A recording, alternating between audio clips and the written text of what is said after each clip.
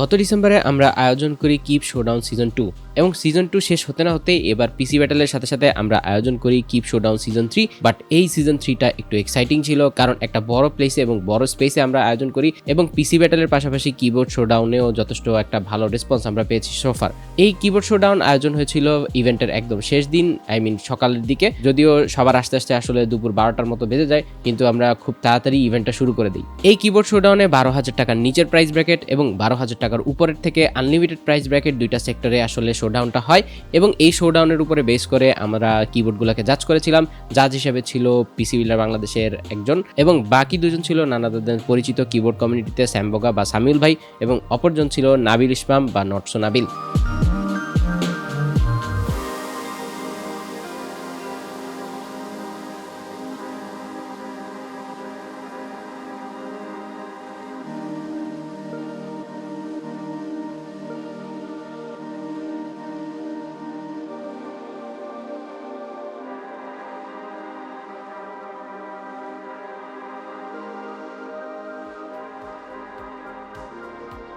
এই বিল্ডটার কোনো থিম মানে যখন বিল্ড করার সময় কোন থিমটা মাথায় ছিল যে আমি এই থিমটাতে বিল্ড করতে চাই whatnot? Basically just purple. Okay, so lucky favourite colour, আর এই বেয়ারবোনের কিকআপস যখন আমি পাইছি I had to make this. Yes, I think most lucky 65 আর ওয়েন্ট থ্রু দিস। আমি মনে হয় অগণিত লাকি 65 দেখছি যে with same amethyst keycap, which is not wrong. It's actually এই কালারওয়ের সঙ্গে কিকআপসটা ওয়েন্ট ভেরি ওয়েল এবং আসলে পার্পল কালারটা ফর কিবোর্ড কিন্তু is a very unusual combination. মানে আমি ফার্স্ট দেখছি লাকি 65 ভিডিওর সময় সবাই এই জিনিসটা ট্রাই করছে সবাই। সো 1 বছর 3 মাস পর what do you think about this board? How would you rate this board out of 10? Challenges কি ফেস করছেন like in those users time? So basically যদি কেউ মানে ফার্স্ট মেকানিক্যাল কিবোর্ড হিসেবে এটা চিন্তা করে, it's a good option, but further modification এটাতে অত অ্যাভেলেবেল না।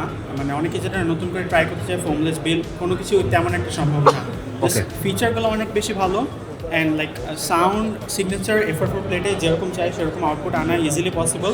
জাস্ট প্রবলেমটা হচ্ছে এটাতে মানে মাঝে মাঝে একটু কানেকশন ইস্যু দেয়, যদি অত বেশি ম্যাটার করে না।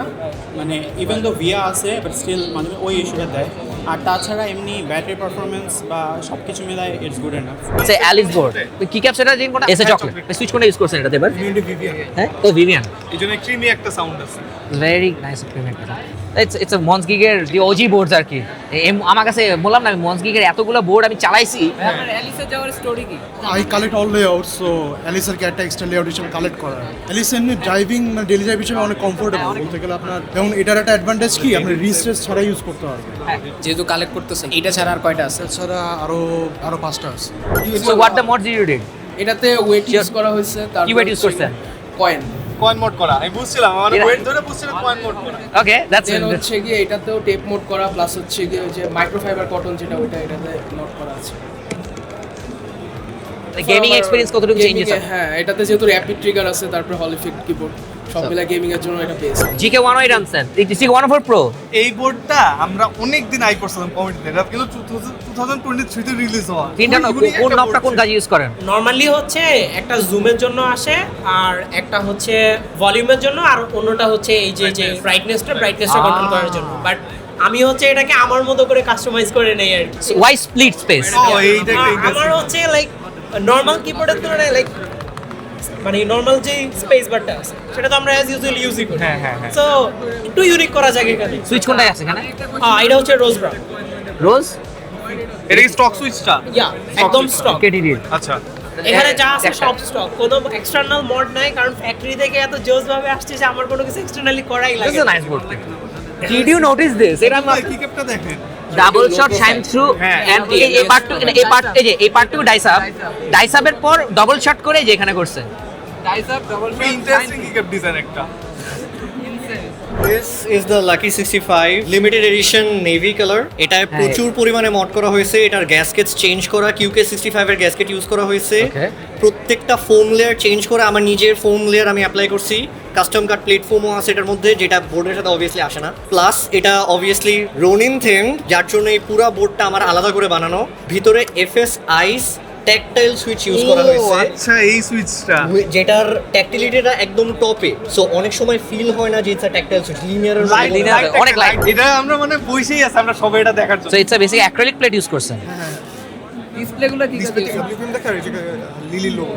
আচ্ছা আচ্ছা ওকে অ্যালিস ডিওটা দেখছেন না অ্যালিস ডিও থিম করতে ওই ডিজাইনটা করছে আর কি সে আমরা হচ্ছে এখন 12,000 টাকার উপরের যত রকম কিবোর্ড আছে আই মিন এখানে কিন্তু লাখ টাকার উপরেও কিবোর্ড আছে, কিন্তু এর ভিতরে যত রকম কিবোর্ডগুলো আছে এগুলো একদম পিওরলি মডিফাইড। দেখা যাবে যে এর মধ্যে কিছু আছে লিমিটেড এডিশন, অথবা এতে এমন টাইপের মডিফিকেশন করা হয়েছে যেটা হচ্ছে যে বাংলাদেশে হয়তো বা অন্য কেউ করে নাই। সো এই কিবোর্ডগুলো আমরা এখন স্কোরিং করব, জাজেস প্যানেল ওই আগের মতোই থাকবে, হয়তো বা আমি জয়েন হব জাজেস হিসাবে।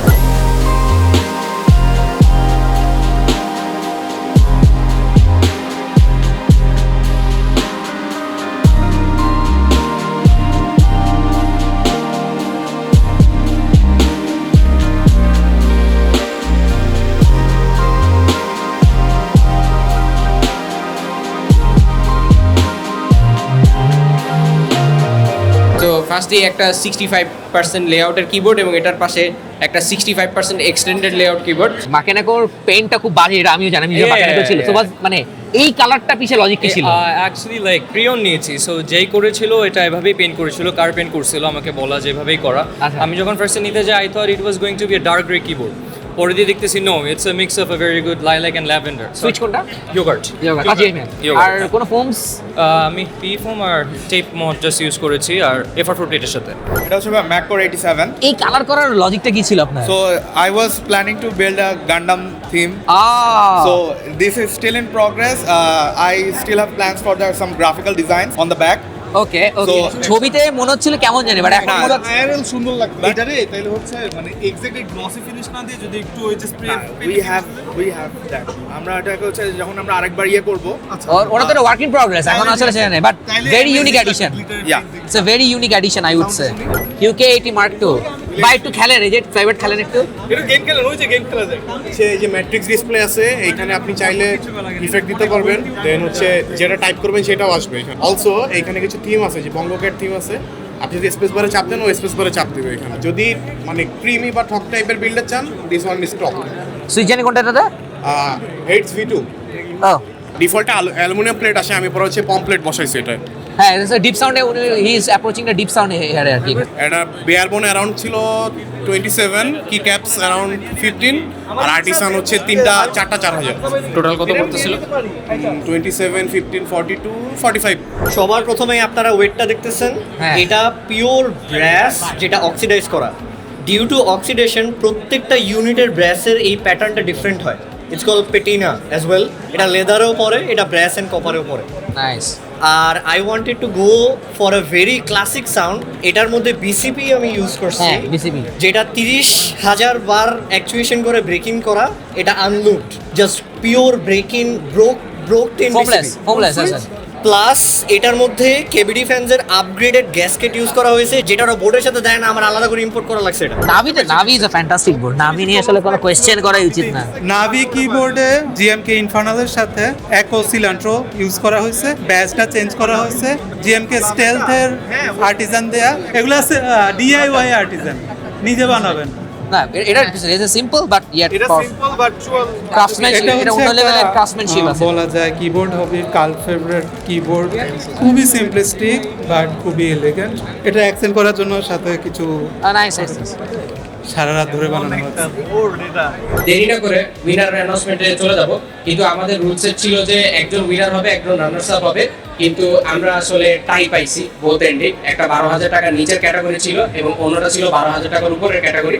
সো দুইটাতেই আমরা আসলে টাই পাইছিলাম, বাট চ্যাম্পিয়ন একজন, রানার্স আপের ক্ষেত্রে দেখা যাচ্ছে যে উইনার দুইজন হচ্ছে। প্রথমে হচ্ছে যে বিলো 12K মানে 12,000 টাকার নিচে যত রকম মেকানিক্যাল কিবোর্ডগুলো আছে ওইগুলোর মডিফিকেশন বা ওগুলোর বেসিসে আমরা জাজ করেছিলাম। প্রথমেই যে সেকেন্ড প্লেস, যেটা একটু আগে বলতেছিলাম যে রানার্স আপ বেসিক্যালি দুইজন হয়েছে। সো রানার্স আপ হিসেবে উইনিং মানি ছিল 5,000 টাকা বিডিটি, বাট এটা স্প্লিট করতে হবে আনফরচুনেটলি। সো রানার্স আপ হিসেবে থাকতেছে দুইজনের মধ্যে প্রথম জনের নাম হচ্ছে আরমান ভাই, যার কিবোর্ড ছিল লাকি 65 V2, এবং সেকেন্ড জন হচ্ছে তানজিম ভাই, যার HE68 লাইট কিবোর্ড ছিল। আসলে 12,000 টাকা দিয়ে কিবোর্ড বিল্ড করছে, তার উইনিং মানি হচ্ছে 10,000 টাকা। মানে সে তার পুরো উইনিং কিবোর্ডের যতটুকু ইনভেস্টমেন্ট করছিল পুরোটাই তুলে ফেলতে পারতেছে। উইনার হচ্ছে ভুবন ভাই, যার কিবোর্ড ছিল লাকি 65। 12,000 টাকা থেকে ইনফিনিট অ্যামাউন্ট অফ মানিতে আসলে যারা কমপ্লিট করছে, তো এখানে 1 লাখ বা 1.5 লাখ টাকার কিবোর্ড ছিল, সো 1.5 লাখ টাকা খরচ করে এখানে অনলি যে টাকাটা উইনিং করতে আসবে সেটা আসলে কোনোভাবে মেক সেন্স করে না। স্টিল যেটা বলতেছি যে এটা একটা অ্যাপ্রিসিয়েশন, যাতে তারা আরো মানে এনকারেজমেন্ট পায় ইন ফিউচার। সো আমি রানার্স আপ দিয়ে শুরু করি। এখানেও একটা টাই হয়েছে। এই রানার্স আপ হিসেবে প্রথমে রয়েছে আসিফ ভাই, তার উইনিং কিবোর্ড ছিল ম্যাট্রিক্স নাভি, এবং সেকেন্ড হিসেবে ছিল আহিল। সেকেন্ড হচ্ছে আহিল ভাই, যার বাকি নেকো 65। উইনার যে আছে সে আসলে অনেক সকাল সকাল অনেক কষ্ট করে আসছে আউট অফ ঢাকা, একদম ভোর রাতে রওনা দিছে। তার আরো অনেকগুলা কিবোর্ড যে কালেকশন আছে সেগুলো নিয়ে রওনা দিছিল, এবং মধ্যে যদি কোনো রকম ডাকাতি বা এরকম কিছু হয়তো আমরা মনে হয় না তারে পাইতাম। কিবোর্ড কমিউনিটিতে তাকে অনেকেই আসলে ভালো মতো চেনে, সে হচ্ছে হামিম ভাই।